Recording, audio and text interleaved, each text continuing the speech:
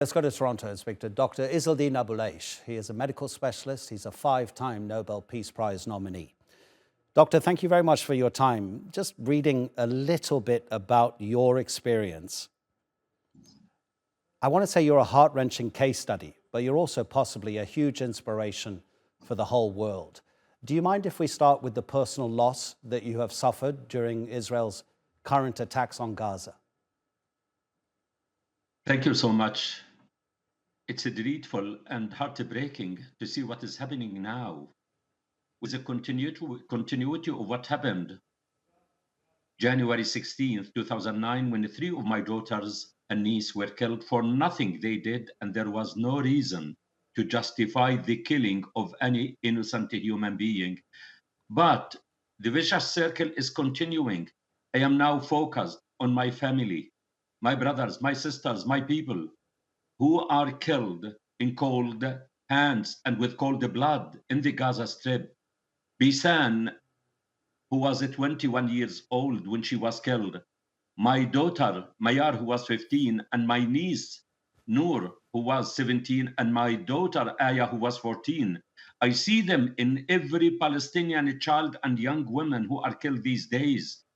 Just 7th of November, 22 of my family members were killed. My nieces, my nephews, my niece with her family, her daughters, even my nephew's wife, who was pregnant with her 2 daughters, were killed.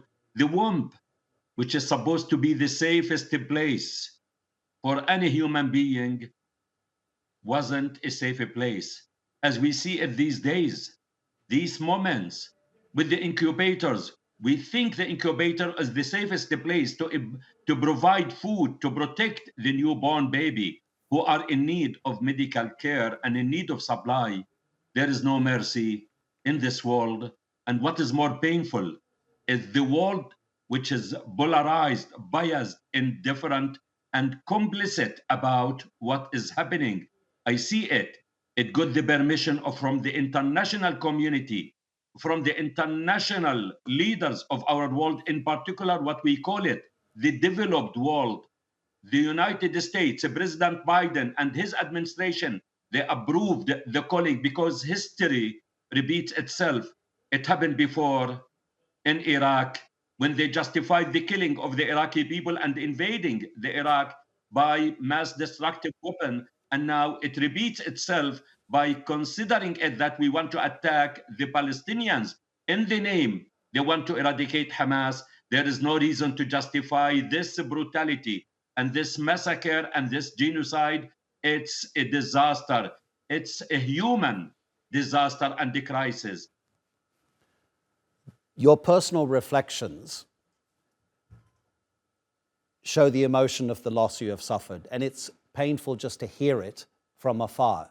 How is it possible that everything that has happened to your family, despite all of that, you still believe that there should be peace? You believe that swords should be turned into plowshares, but you have suffered at the hands of the Israelis who have killed your family members. How are you still an activist for peace? Yeah, I will continue to advocate for peace, but peace, as always, we mention it and you talk about it. What is peace? Peace is not just a word. The priority in life is for the living, and we need to learn the lessons of the past.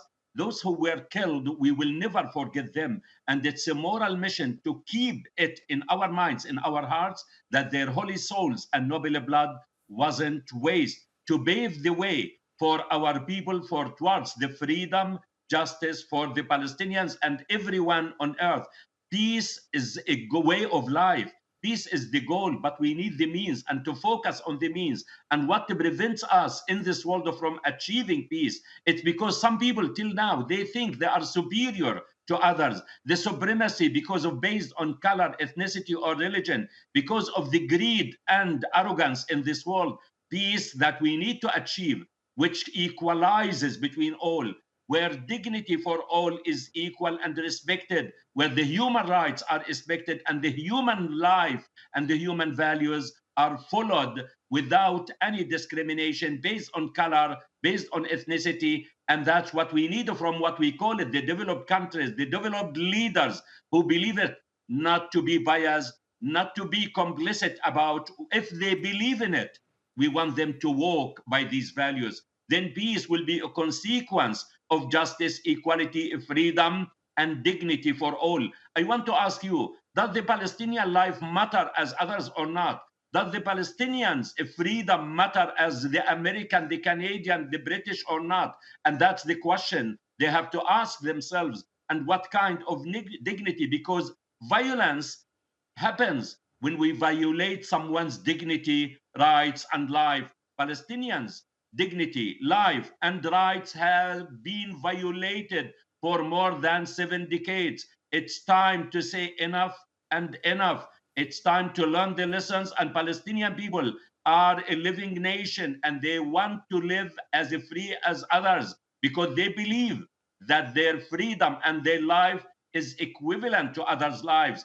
The world is not free as long as the Palestinians are not, without any bias. And that's the message we want to advocate for and to speak about it without blaming, but with taking responsibility. It's time for a change. The world has a change, and the Palestinian issue is the top, the crucial, and the central issue in our world. Solving the Palestinian issue, the whole world will benefit from it.